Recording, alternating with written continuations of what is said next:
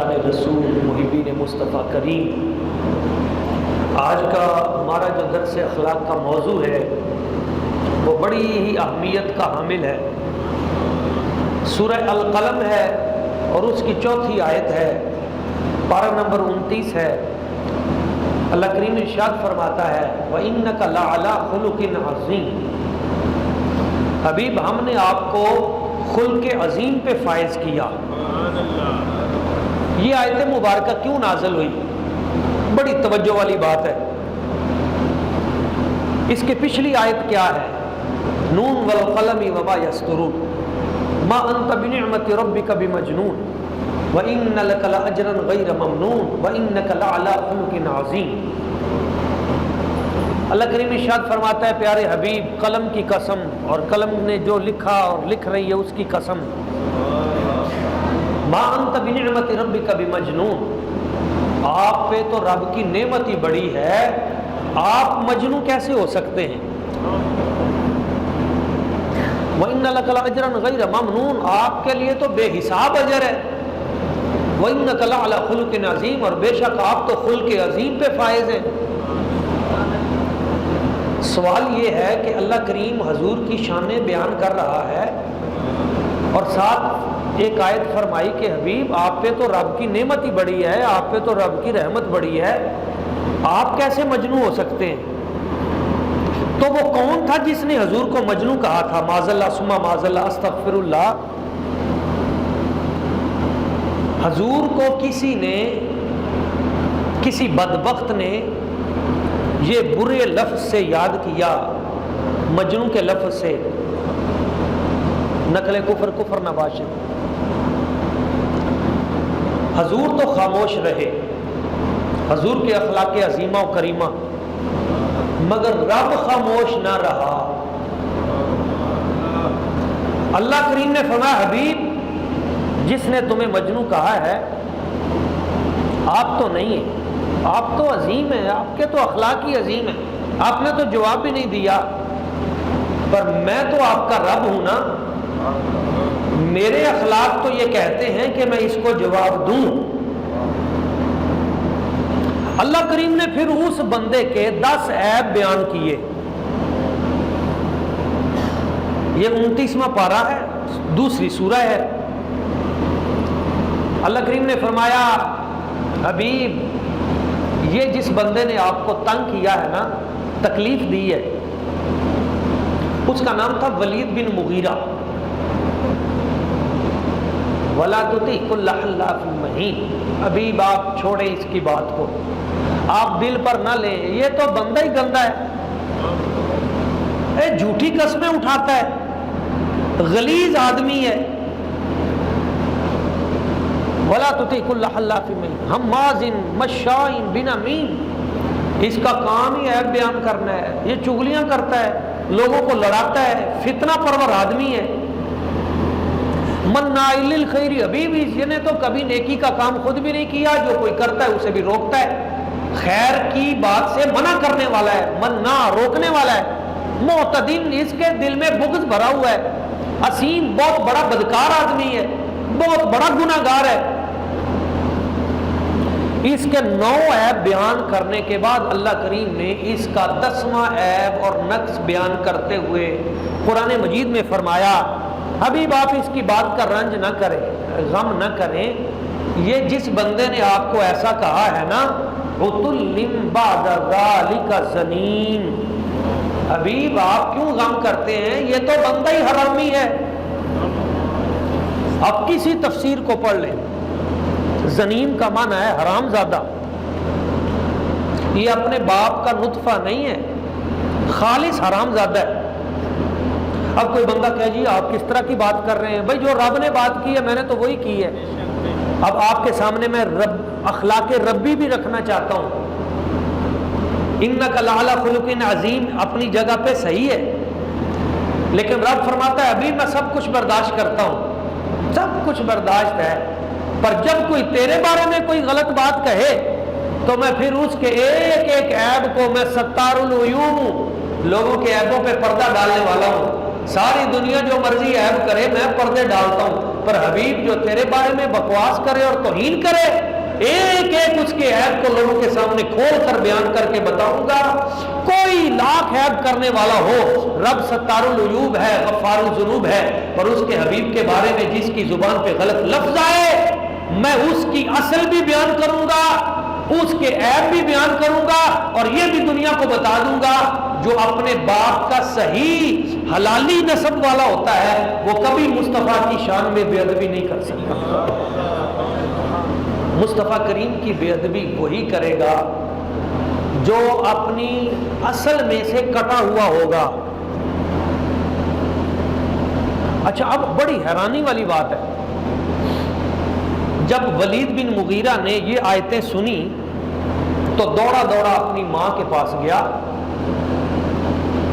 اپنی ماں کو زمین پہ گرایا اور اس کے سینے پہ چڑھ کر بیٹھ گیا اور تلوار نکال کر اس کے گلے پہ رکھ دی اور کہنے لگا میری ماں مجھے صحیح صحیح بتا دے، آج جو قرآن نے 9 عیب بیان کیے ہیں وہ تو میرے اندر ہیں، جو پہلی 9 باتیں ہیں وہ تو مجھے پتا ہے میرے اندر وہ عیب ہیں، یہ جو 10ویں بات کی ہے قرآن نے زنیم والی کہ میں زنا کی پیداوار ہوں، یہ تو ہی بتا سکتی ہے۔ تو گردن پہ نا تلوار رکھی، کہا صحیح صحیح بتا میں کس کی اولاد میں سے ہوں، میرا باپ مغیرہ ہے؟ ماں نے جو جواب دیا بھی وہ بڑا سمجھنے والا تھا، اس نے کہا ولید تو خود ہی بتا، ماں کی چھاتی پہ چڑھ کے اس کی گردن پہ تلوار رکھ کے بات کرنے والا حلالی ہو سکتا ہے؟ پتہ چلا جو ماں باپ کا گستاخ ہوتا ہے، جو بزرگوں کا گستاخ ہوتا ہے، جو ولیوں کا گستاخ ہوتا ہے، جو کچھ نہ کچھ اس کے اندر بھی خرابی ہوتی ہے، جو نیک صالح اولاد ہوتی ہے، میں اس اولاد کو بھی کہتا ہوں کبھی ایسی حرکت نہ کریں، اپنے نسب کو مشکوک نہ بنائیں۔ حلالی النسل بچہ اپنے ماں باپ کی بے ادبی نہیں کرے گا، اگر کہیں غلطی ہوئی تو فوراً معافی مانگے گا اور انہیں راضی کرے گا۔ تو نبی پاک کی ذات کی بے ادبی اس کا تو کوئی تصور نہیں ہو سکتا۔ تو ماں نے کہا ہاں رسول اللہ صلی اللہ علیہ وسلم سچ فرماتے ہیں، پچھلی 9 باتیں بھی سچی ہیں، یہ 10ویں بات بھی سچ ہے، تیرے باپ سے اولاد نہیں تھی، وہ اس قابل بھی نہیں تھا، جائیداد کافی تھی، تو میں نے سوچا یہ جائیداد غیروں کے پاس جائے گی، تو ایک چرواہے کے ساتھ میں نے منہ کالا کیا جس سے تو نطفہ حرام پیدا ہوا۔ قیامت تک کے لیے میرے رب نے یہ سند بیان کر دی، دنیا میں پہچان کرنی ہو کہ کون اپنی اصل سے جڑا ہوا ہے تو صرف یہ دیکھ لینا میرے حبیب کا ادب کون کرتا ہے۔ جو ادب کرتا ہے وہ جڑا ہے، جو بے ادب ہے اس کا کوئی لنک نہیں حضور کی ذات کے ساتھ، سرکار کے ساتھ اس کا کوئی تعلق نہیں۔ یہ بالکل اصولی بات ہے، نبی پاک صلی اللہ علیہ وآلہ وسلم حضور کا ادب احترام یہ بالکل اصولی بات ہے، اس میں کوئی دو رائے نہیں ہے۔ حضور کریم آقا صلی اللہ علیہ وآلہ وسلم حضور کے غلام ہیں، حضرت محمد بن مسلمہ رضی اللہ تعالیٰ، ایک شخص تھا کعب بن اشرف، یہودیوں کا سردار تھا، بڑا بدبخت تھا، نبی پاک کا اس کے دل میں بغض تھا۔ مکہ والوں کو جب شکست ہوئی بدر میں، اسے بڑی درد ہوئی، یہ مکہ گیا، مکہ مکرمہ جا کے قصیدے پڑھے، جو لوگ ان کے مارے گئے تھے کافروں کے، ایک ایک کا نام لے کر قصیدہ پڑھا، آگ لگا دی۔ اس نے کہا بڑا ظلم ہوا ہے تمہارے ساتھ، بڑی زیادتی ہوئی، مسلمانوں نے یہ کر دیا۔ پھر اس نے جناب شاعری کی، کافروں کو بڑا بھڑکایا، حضور نبی پاک صلی اللہ علیہ وسلم کی بے ادبی کی، توہین کی۔ میرے آقا کریم صلی اللہ علیہ وآلہ وسلم آپ کو یہ ساری باتیں پہنچتی رہی، ایک ایک چیز پہنچتی رہی۔ ایک دن پھر جب بسا اوقات سوال ہوتا ہے کہ حضور رحمت للعالمین ہیں تو گستاخ کے لیے معافی کیوں نہیں؟ اس کا جواب یہ ہے کہ رحمت للعالمین، رحمت کا سرچشمہ حضور ہیں، تو رحمت کے سرچشمے سے جس نے اپنے آپ کو کاٹ لیا توہین کر کے اپنا رابطہ منقطع کر لیا، اب رحمت اس کو کیسے بچائے گی؟ اس نے تو رحمت سے خود منہ موڑ لیا۔ اس کے لیے حکم ربی ہے قرآن مجید میں 22واں پارہ، ملعونین۔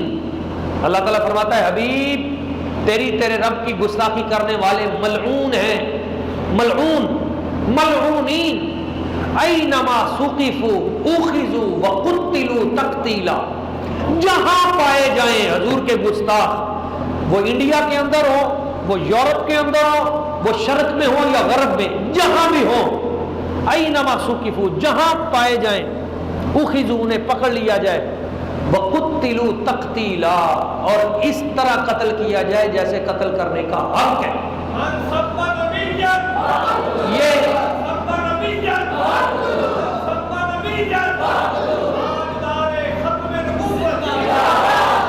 یہ جو حدیث ہے نا من سب نبی فاقتلوا، یہ اس آیت کا ہی ترجمہ ہے عربی میں، سادہ سادہ ترجمہ اس کا یہی بنتا ہے، ملعونین، یہ ملعون ہے۔ اینما ثقفوا اخذوا وقتلوا تقتیلا۔ ہمارے استاد گرامی حضور قبلہ ویس صاحب فرمایا کرتے تھے قتلوا کا تو مطلب ہے سخت طریقے سے قتل کرو، پھر آگے تقتیلا کا کیا مطلب ہے؟ تو جو علماء تشریف فرمائے میرے دائیں بائیں وہ جانتے ہیں کہ قتلوا کے بعد جو تقتیلا ہے تو اس کا ترجمہ وہ کرتے ہوئے فرماتے تھے پھر اس کا کترا کرو، پنجابی کہتے ہیں کترا کرو گا، یعنی گستاخ رسول اس کی مثال میں آپ کو سمجھانے کے لیے یوں کہہ دیتا ہوں۔ آج کل لبرلزم اور الحاد پرست لوگ یہ کہتے ہیں نہیں جی آپ جو ہیں وہ سختی کی بات کرتے ہیں، آپ اس طرح کی بات کرتے ہیں، قانون ہاتھ میں لینے کی بات کرتے ہیں۔ نہیں، سادہ مثال یوں دیتا ہوں کہ جیسے جسم میں پھوڑا ہو جائے تو اگر وہ پھوڑا باقی رہے تو جو اسپیشل سرجن ہے وہ کہے گا نہیں اس کا آپریٹ کرنا ہوگا، اس کو نکالنا ہوگا، اگر یہ گند نہیں رکھنا ہوگا۔ گستاخ رسول کی مثال معاشرے میں ایسی ہے، اس گند کو نکالنا ہوگا ورنہ پوری کی پوری بستیاں رب اجاڑ دیتا ہے۔ گستاخ کے وجود کو نکالنا ضروری ہے ورنہ اس کی نحوست سے پوری کی پوری بستیاں اجاڑ دی جاتی ہیں۔ صالح علیہ السلام کی اونٹنی کی ایک بندے نے گستاخی کی، قدار بن صالح، ساری کی ساری بستی رب نے اجاڑ دی۔ کیوں؟ اس گستاخ کو کسی نے روکا نہیں تھا۔ تو جس وقت اس نے گستاخی کی اور حد کراس کی، یہ مسلمانوں کا ریڈ زون ہے۔ نبی پاک کی ذات، حضور کی ناموس اور عزت یہ ریڈ زون ہے، اور اس ریڈ زون سے جو ٹکرائے گا تباہ و برباد ہو جائے گا۔ رب نے پہلے یہ کام ہم پہ چھوڑا ہے کہ تم حضور کے امتی ہو، تم نے، اور جہاں تم نہ پہنچ سکو گے انا کفیناک المستہزئین، پھر تمہارا رب خود اس کا بدلہ لینا جانتا ہے اور ہمیشہ سے لیتا رہا ہے۔ مگر پہلی ڈیوٹی ہماری ہے، ذمہ داری ہماری ہے، صرف رب پہ نہیں چھوڑنا۔ رب دیکھتا ہے کہ تمہارا ایمان کہاں ہے۔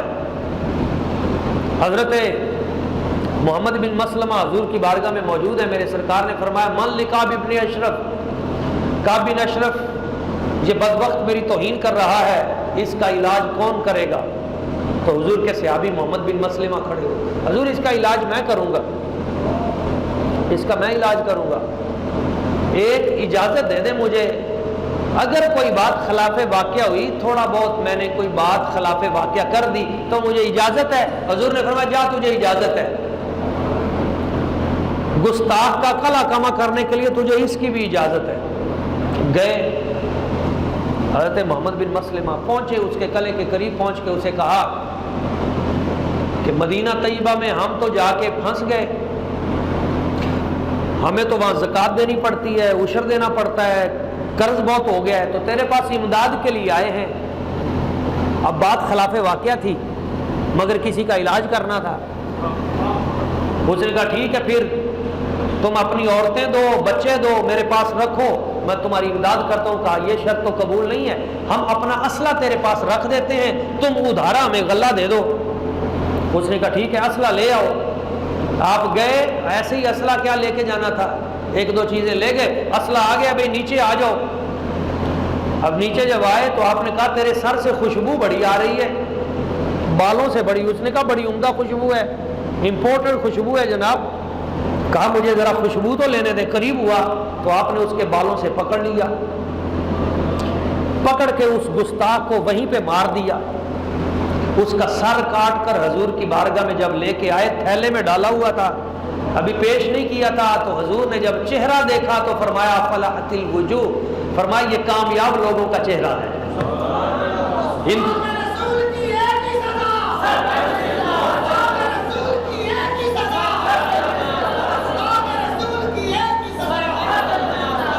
اچھا یہ کوئی ایک بات نہیں ہے، یہ کوئی ایک بار نہیں ہوا۔ ابو رافع یہودی تھا، اس نے لونڈیاں رکھی ہوئی تھیں اپنی خادمائیں، اور ان کے ذریعے نبی پاک صلی اللہ علیہ وسلم حضور کے بارے میں عرضہ رسائی کرتا، بدبخت غلط شعر لکھتا۔ حضور نے فرمایا اس کا علاج کون کرے گا؟ حضرت سیدنا عبداللہ بن عتیق کھڑے ہوئے، یا رسول اللہ صلی اللہ علیہ وسلم مجھے اجازت دیں۔ سرکار نے فرمایا جاؤ تمہیں اجازت ہے۔ آپ پہنچے، بہت بڑا قلعہ تھا، کئی منزلہ مکان تھا، اس کا کوٹھی تھی بڑی، اندر سیڑھیاں تھیں، ہر سیڑھی کے اوپر گیٹ تھا، کئی گیٹ کے بعد اس کا کمرہ تھا۔ تو آپ بڑے خفیہ طریقے سے داخل ہوئے، چابیاں اٹھا لیں اور ایک ایک کمرہ کھولتے گئے، ایک ایک سیڑھی اندر سے دروازہ بند کرتے گئے تاکہ دشمن اوپر نہ آ جائے، اس کے سیکورٹی گارڈ اوپر نہ آ جائیں، اندر سے دروازہ بند کرتے تھے، اوپر والا سیڑھیوں والا کمرہ کھولتے تھے، دروازہ پھر بند کرتے تھے، بند کرتے کرتے پہنچ گئے اس کے کمرے تک، پہنچ کے اسے تلاش کر کے اسے مارا۔ مارنے کے بعد بھی ذہن میں یہ تھا کہ وہ نہ ہو کہ یہ بدبخت زندہ رہ جائے، تو میں تو ایسے نہیں جاؤں گا۔ واپس نکلے، آخری سیڑھی سے جب نیچے اترے تو اندھیرا تھا، پتہ نہ چلا، تو جب نیچے اترے تو نیچے زمین نہیں تھی، چھت سے جیسے زمین پہ گرے تو ان کی ٹانگ ٹوٹ گئی، پنڈلی ٹوٹ گئی۔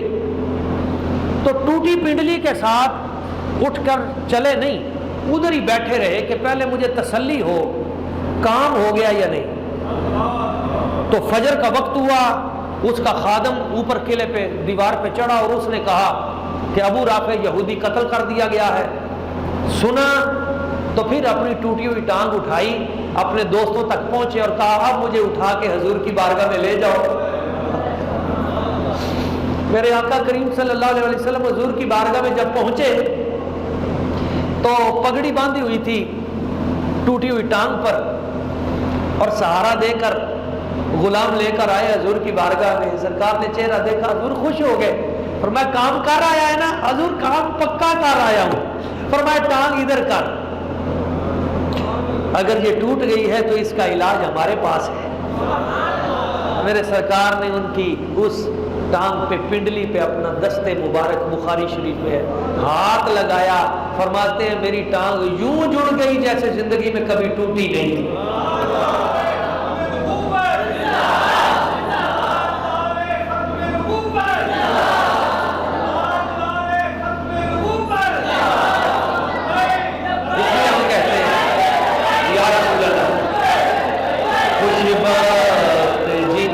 سید ابرار ملیں گے، خوش بخت جنہیں سید ابرار ملیں گے، وہ عید کا دن ہوگا جو سرکار ملیں گے، وہ عید کا دن ہوگا جو سرکار ملیں۔ سو جاتا ہوں میں روز تصور میں نبی کے، سو جاتا ہوں میں روز تصور میں نبی کے، اس رات مجھے خواب میں سرکار ملیں گے، وہ عید کا دن ہوگا جو سرکار ملیں گے۔ اور بازو اٹھا کے مل کے پڑھنا یہ شعر انڈیا کی اس بدبخت عورت تک پہنچے کہ گستاخ نبی بھاگ لے دنیا میں جہاں بھی، اے گستاخ نبی بھاگ لے دنیا میں جہاں بھی، عاشق تجھے ہر شہر میں تیار ملیں گے، عاشق تجھے ہر شہر میں انشاءاللہ تیار ملیں گے، وہ عید کا دن ہوگا جو سرکار ملیں گے۔ اللہ اکبر۔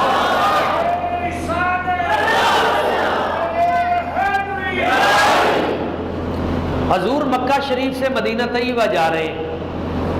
میں نے پہلے بھی 1-2 مرتبہ یہ بات کی. رستے میں ایک کتیا نے بچے دیے ہوئے تھے. حضور نے اپنا نیزہ وہاں گاڑ دیا اور فرمایا میرے صحابہ کتیا نے بچے جنے ہوئے، اس کو تکلیف ہوگی، روڈ کے اوپر بیٹھی ہے، اسے تکلیف نہ ہونے پائے، تم اوپر سے آ جاؤ. تو سارے صحابہ کو حضور نے اوپر سے چکر لگوا کر پھر حضور مکہ مکرمہ میں داخل ہوئے. اس کتیا کو اور اس کے بچوں کو تکلیف نہ ہونے دی. یہ مصطفیٰ کے اخلاق ہیں. اگلی بات بھی سنیے. جب مکہ میں پہنچ گئے تو حضور نے فرمایا لا تثریب علیکم اليوم وانتم الطلقاء، جاؤ تمہیں کوئی پوچھ گچھ نہیں، میں نے تم سب کو معاف کر دیا. مگر ساتھ ہی فرمایا وہ جو اپنی خادماؤں اور لونڈیوں کے ساتھ مکہ کے گلی کوچوں میں میرے خلاف بکتا ہے اور میری توہین اعلانیہ کرتا ہے، ابن خطل. حضور نے فرمایا ابن خطل اگر خانے کعبے کے پردے کے نیچے بھی چھپا ہوا ہو تو اسے وہی قتل کر دیا جائے. وہ نبی رحمت ہیں، رحمت للعالمین، مگر چونکہ پھوڑے کا علاج کرنا تھا، آپریشن کرنا تھا، ورنہ رب کی رحمتیں رک جاتی. فرمایا اس کو نکالو.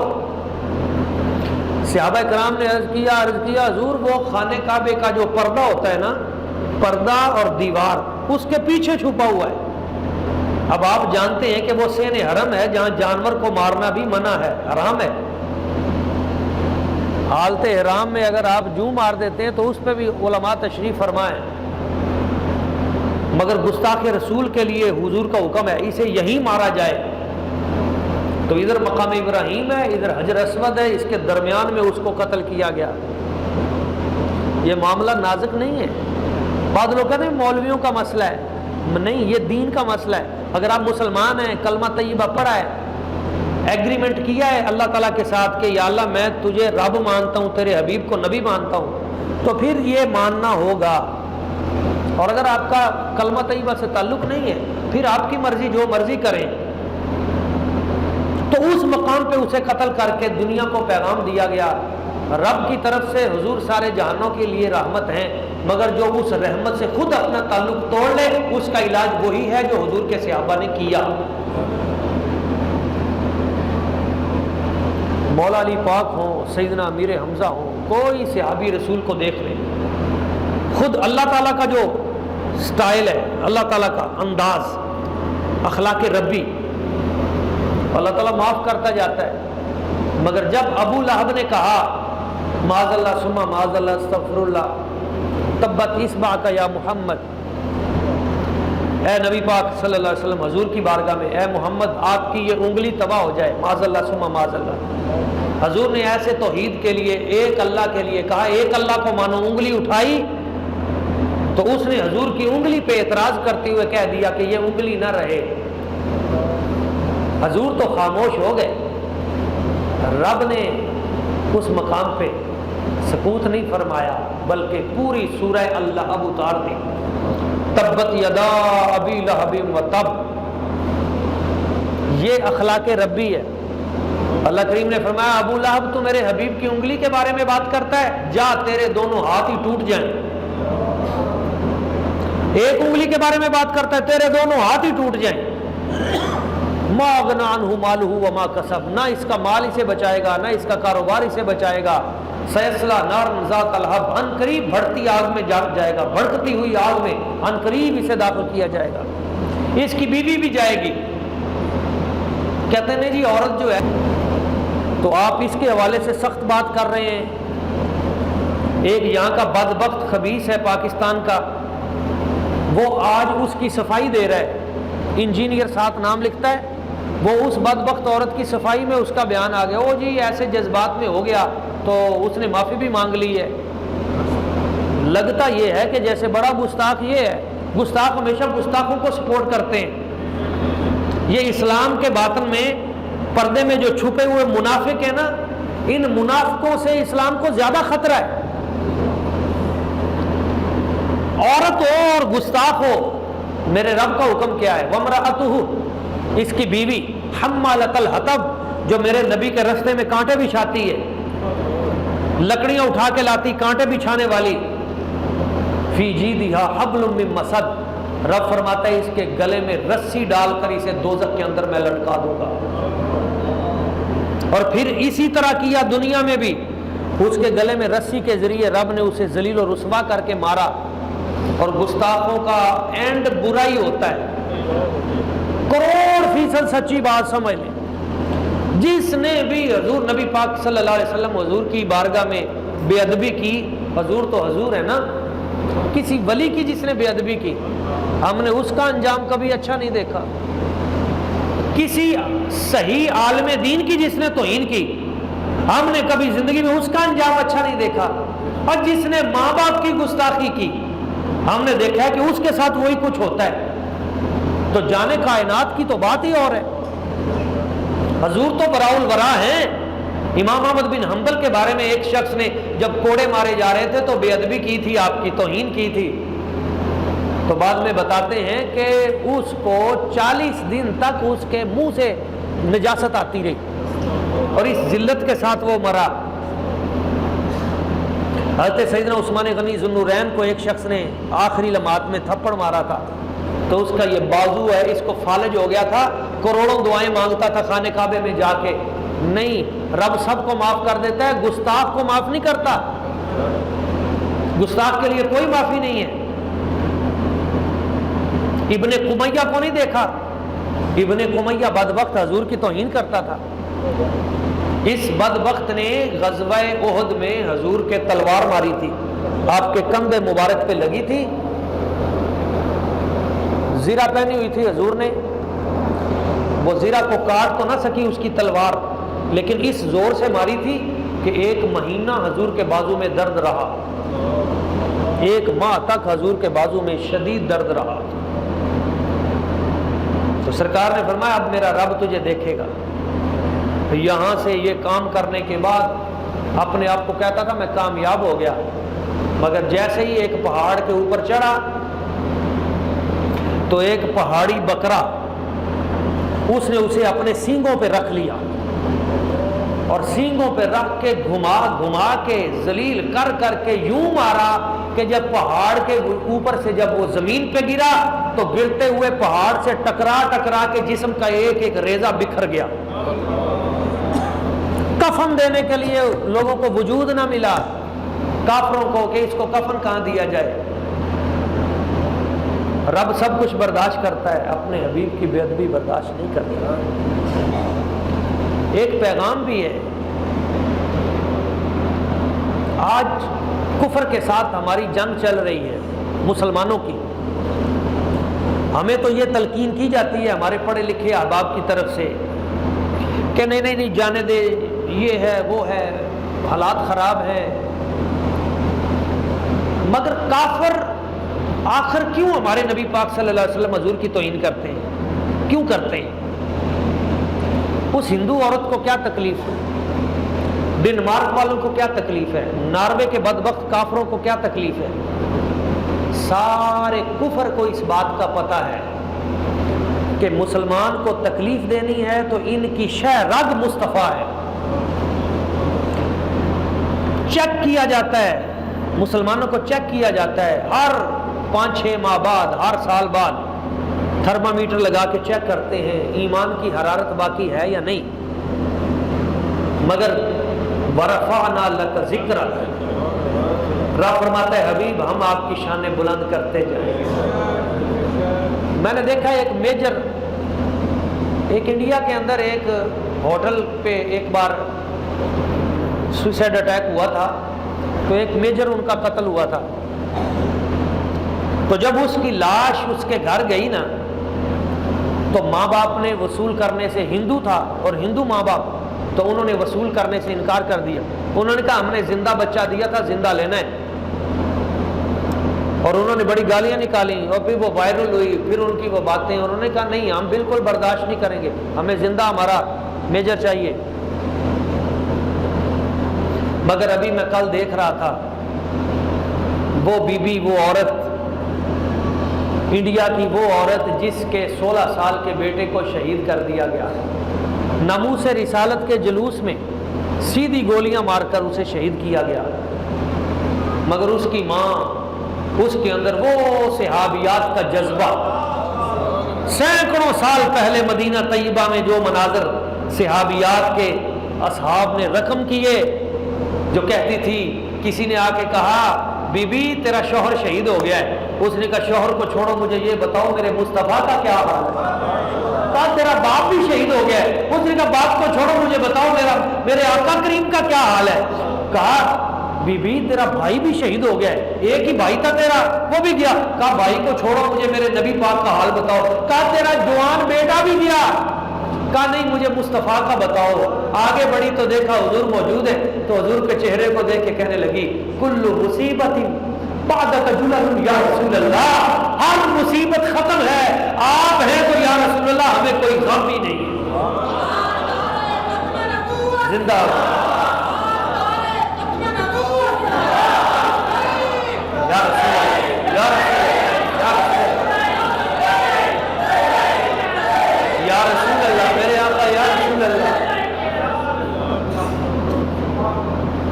जज्बा जो कुरूने उला में बीबियों के अंदर था।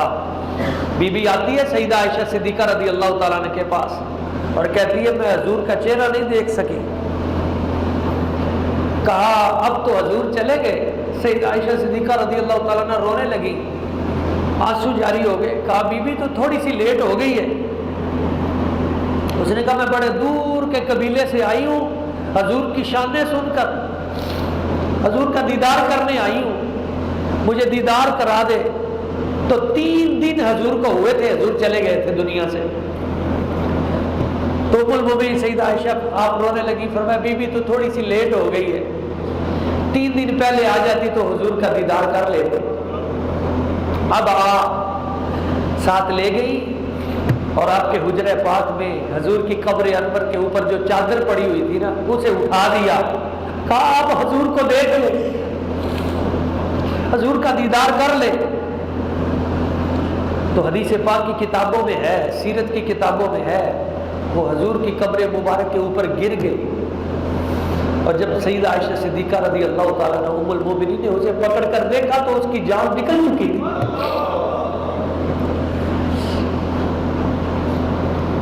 उस दौर की वो मोहब्बतें, वो जज्बे, वो इकराम और करीम आका सल्लल्लाहु अलैहि वसल्लम की जात के साथ वालेहाना मोहब्बत।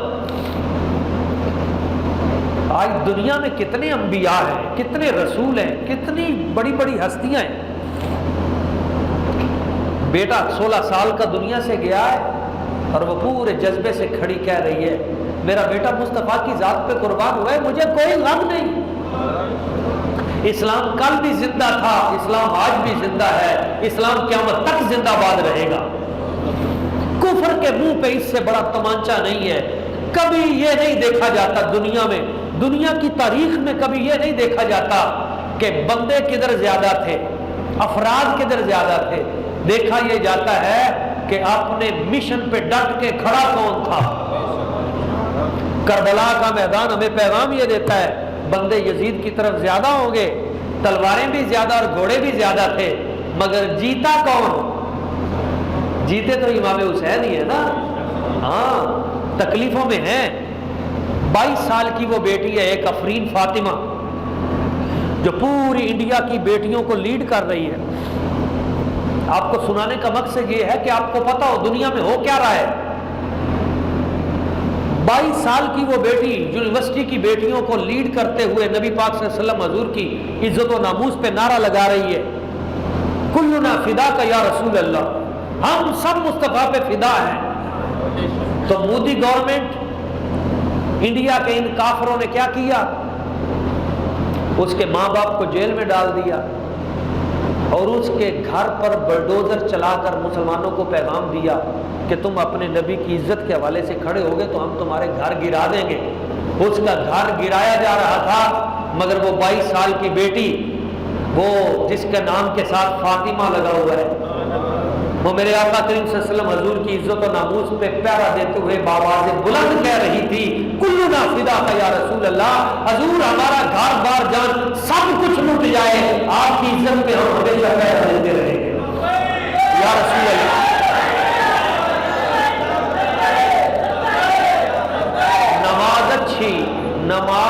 اچھی، زندہ باد، نماز اچھی، روزہ اچھا، حج اچھا، زکوٰۃ اچھی، نماز اچھی، روزہ اچھا، حج اچھا، زکوٰۃ اچھی، مگر میں باوجود ان کے مسلمان ہو نہیں سکتا، نہ جب تک کٹ مروں میں خواجہ بطحا کی عزت پر، خدا شاہد ہے کامل میرا ایمان ہو نہیں سکتا۔ ایمان حضور کی ذات ہے، ایمان وجود مصطفیٰ کا نام ہے، جان ایمان مصطفیٰ ہیں۔ اب سوال یہ ہے کہ آج ہم نے کرنا کیا ہے؟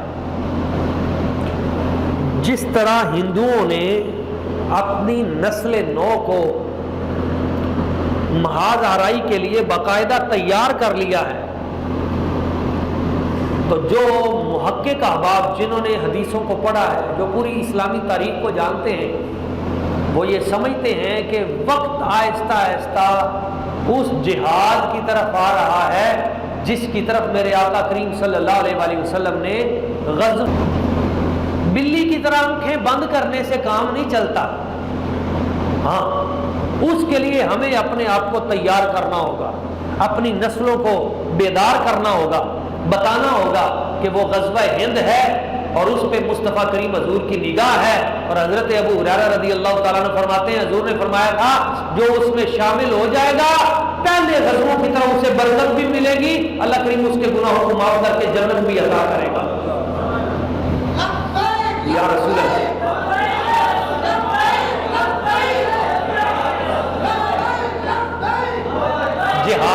جہاد کا نام سن کر گھبرایا نہ کریں، پریشان نہ ہوا کریں کہ یہ کس قسم کی بات ہو رہی ہے۔ حضور نے فرمایا جس کے دل میں زندگی میں کبھی جہاد کا خیال پیدا نہ ہوا، نہ تو اس نے باقاعدہ شرکت کی، نہ ہی کبھی اس کے اندر جذبہ یا خیال پیدا ہوا کہ میں کافروں سے لڑوں، تو حضور نے فرمایا وہ منافق کی موت مرے گا۔ اچھا جہاد کے پھر کچھ طریقے ہوتے ہیں۔ غزوہ تبوک پہ حضور گئے نا، بڑی توجہ والی بات ہے، غزوہ تبوک پہ جب حضور تشریف لے گئے تو رستے میں ایک مقام پہ حضور نے فرمایا، ریاض الصالحین کے شروع میں یہ حدیث پاک ہے، میرے سرکار نے فرمایا میرے صحابہ ایک تو آپ لوگ میدان جہاد میں ہو، ان لوگوں کے لیے بھی دعا کرو جو تمہارے ساتھ شریک ہیں پر اپنے گھروں میں ہیں، شریک تمہارے ساتھ ہیں پر ہیں اپنے گھروں میں۔ تو حضور ہم تو میدان میں فرسٹ لائن کے اندر کھڑے ہیں، تو جو گھروں میں ہیں وہ کیسے؟ تو حضور نے فرمایا بھائی ان کی دعائیں تمہارے ساتھ ہیں، ان کے جذبے تمہارے ساتھ ہیں، ان کے ارادے تمہارے ساتھ ہیں۔ تو بسا اوقات میدان پہ محاذ پہ جو فوجی کھڑا لڑ رہا ہوتا ہے صرف وہی نہیں ہوتا، اس کے پیچھے جو اس کے گھر والے سپورٹ کر رہے ہوتے ہیں ان کو بھی اجر اللہ دیتا ہے۔ تو آپ کے پاس بہت سارے آپشن ہیں، کیا آپ زبان سے مدد کریں۔ حضور نے فرمایا تھا حضرت حسان کو، حسان میرے صحابہ حالت جنگ میں تلواریں لے کر میری مدد کے لیے آ جاتے ہیں، تم اپنی زبان سے ہی میری مدد کر دو۔ تو حضرت حسان بن ثابت رضی اللہ تعالیٰ عنہ نے کیا کیا؟ آپ نے اپنی زبان سے مدد کی۔ زبان سے مدد کیا تھی؟ حضور کی نعتیں لکھتے تھے اور کافروں کی مذمت کرتے تھے، شاعری کے ذریعے اسلام کو تقویت دی۔ اللہ نے آپ کو یہ صلاحیت دی ہے تو آپ اسلام کے لیے اپنی شاعری کو وقف کر دیں۔ اگر آپ صحافی ہیں، اللہ نے آپ کو قلم کی دولت عطا کی ہے، جہاں آپ اور بہت کچھ لکھتے ہیں تو ساتھ حضور کی عزت و ناموس کے لیے لکھنا شروع کر دیں، آپ کو جہاد کا ثواب ہوگا۔ اگر آپ سپیکر ہیں، اگر آپ سوشل میڈیا پہ کام کر رہے ہیں، اگر آپ اینکر ہیں، اگر آپ بلاگر ہیں، مطلب مختلف دنیا میں آپ مختلف فیلڈ میں، تو جہاں جہاں آپ کام کر رہے ہیں، مجھے بڑی خوشی ہوئی ہمارے پروفیسر سیف اللہ چیمہ صاحب، انہوں نے چولستان پہ کام کیا، تو مجھے انہوں نے ویڈیو بھیجی جس میں انہوں نے مسجدوں پہ کام کیا کہ چولستان کے اندر، صحرا کے اندر وہ لوگ جہاں غریب ہیں، جہاں ان کی حالت ایسے ہے، مگر اس کے ساتھ ساتھ وہ اپنے عقائد کے ساتھ اس طرح جڑے ہوئے ہیں کہ کچی مسجدیں بنا کر نماز کو انہوں نے وہاں بھی جاری رکھا ہوا ہے۔ تو ایک بندہ کام کرتا ہے، اس کام کے اندر وہ اسلام کو پیش کر دے، وہ نبی پاک کی تعریف و توصیف کو پیش کر دے۔ کسی بھی محاذ پہ آپ کام کر رہے ہیں تو آپ اپنے محاذ پہ آپ استاد ہیں کسی ادارے میں، تو جہاں آپ باقی چیزیں پڑھاتے ہیں ساتھ حضور کی محبت بھی پڑھائیں۔ بچوں کو جہاں آپ انجینئر بنا رہے ہیں، جہاں آپ ڈاکٹر بنا رہے ہیں، وہاں ساتھ ساتھ عاشق رسول بھی بنائیں۔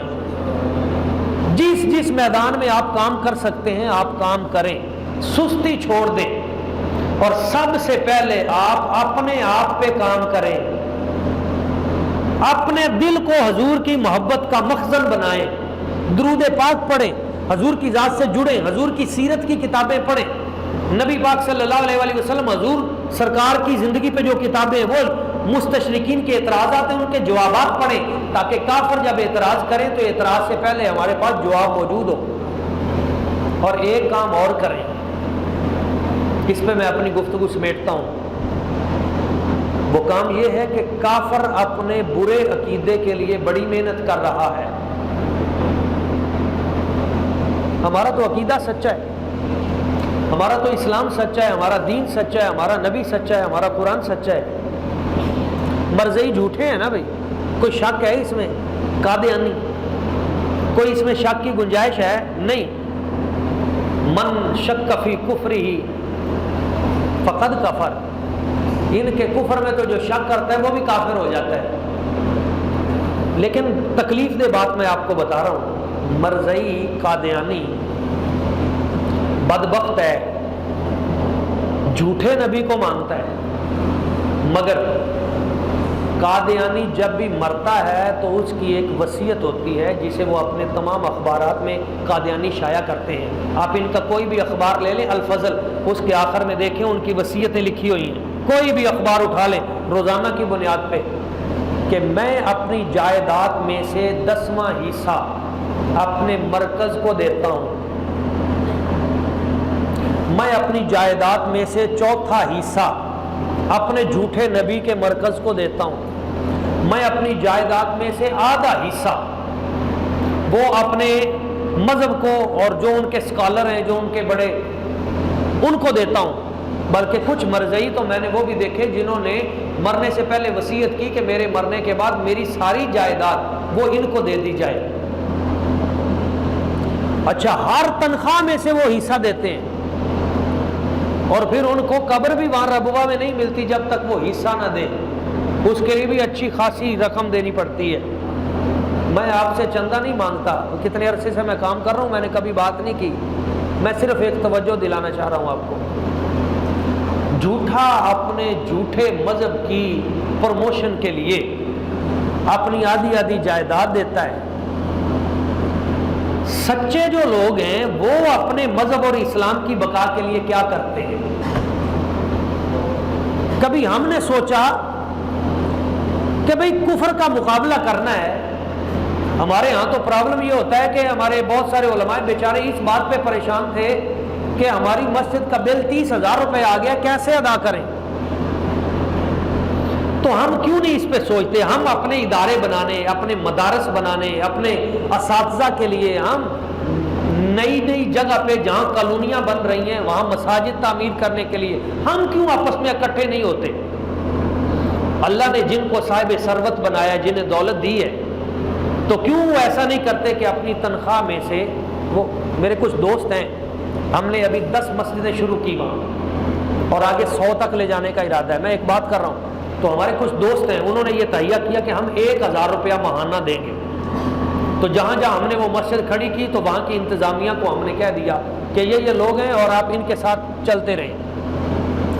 اچھا، جن کو اللہ نے زیادہ دیا ہے وہ اس اعتبار سے اپنے اپنے علاقے میں مساجد قائم کریں، مدارس قائم کریں، خیر کے دروس قائم کریں، علماء سے رابطہ کریں، اچھی اچھی جو کتابیں ہیں وہ معاشرے میں تقسیم کریں تاکہ یہ فتنے ختم ہوں، اور جو اسلام کے خلاف عالم کفر اعتراض کر رہا ہے ان کے اعتراضات کے جوابات میں ہمارے پاس لٹریچر ہو۔ ہمارے بچے وہ انگلش لٹریچر پڑھتے ہیں، پڑھنے تو وہ اس لیے گئے تھے لٹریچر انگلش کہ جی ہم کافروں کو مسلمان کریں گے، ہم عیسائیوں کو اسلام کی طرف لے کے آئیں گے، مگر میں نے عملاً دیکھا ہے کہ 2 سال پڑھنے کے بعد وہ اسلام کو گالی نکال رہے ہوتے ہیں، مسلمانوں کو گالی نکال رہے ہوتے ہیں۔ کرنے گئے تھے کافروں کو مسلمان، اپنا اسلام نہ رہا۔ وجہ کیا تھی؟ کہ پہلے خود اسلام پڑھا نہیں تھا۔ بیس یہ ہے کہ جب ہم نے قرآن مجید خود نہیں پڑھا، قرآن مجید کا ترجمہ نہیں پڑھا، اس کی تفسیر نہیں پڑھی، ہم نے سیرت نہیں پڑھی، تو ڈائریکٹ جب ہم انگریزوں سے قرآن و حدیث سیکھنا شروع کریں گے یا دین، تو وہ تو وہی پڑھائیں گے نا جو ان کے مطابق ہے۔ تو اس لیے ضروری ہے کہ ہم نے کفر کا مقابلہ کرنا ہے تو پہلے اپنی ذات کو تیار کریں، پھر اپنے بچوں کو تیار کریں، پھر اپنے اہل محلہ کو تیار کریں، پھر اپنے اپنے علاقے میں دین کا کام جس انداز میں آپ کو اچھا لگتا ہے، یا جو لوگ کام کر رہے ہیں خود نہیں کر سکتے ان کے ساتھ جڑ جائیں۔ میدان میں عمل نہیں اتر سکتے تو جو اترے ہوئے ہیں آپ ان کے ساتھ تعاون کرنے والے بن جائیں۔ تو یہ پیغام ہے۔ اس حوالے سے میں گزارش کرتا ہوں، اللہ تعالیٰ کی بارگاہ قدس میں دعا ہے کہ وہ ہم سب کو نبی پاک صلی اللہ علیہ وسلم حضور کی عزت و توقیر پہ ہمیشہ پیارا دینے کی توفیق اور سعادت بخشے۔ رب نے اپنے حبیب کی حفاظت کا ذمہ خود لیا ہے، قرآن کی حفاظت کا ذمہ بھی خود لیا ہے۔ اللہ ان لوگوں میں ہمیں شامل کر دے جو نبی پاک صلی اللہ علیہ وسلم سے سچی محبت کرنے والے، لامحدود وفاداری کرنے والے ہیں۔ آمین۔ وما علینا الا البلاغ۔